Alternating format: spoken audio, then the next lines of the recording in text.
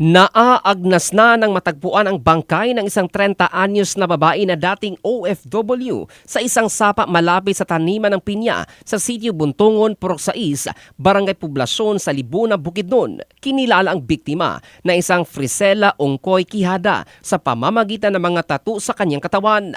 Ayon kay Libuna Police Officer in Charge, Police Captain Erwin James Tabiquero, mayroon na silang tinitinang person of interest na siyang huling nakasama umano ng biktima noong July 4. Noong July 4, 2026, batay sa pahayag ng isang kapitbahay, unang nadiskubre ang naaagnas na bangkay ng dalawang maintenance worker ng kumpanya ng pinya habang nagsasagawa ng kanilang trabaho sa lugar noong Agosto 3. Samantala, naniniwala ang pamilya ng biktima na posibleng may foul play sa kanyang pagkamatay matapos nilang mapansin ang tila malaking pasa sa ulo at iba pang hinihinalang sugat sa katawan.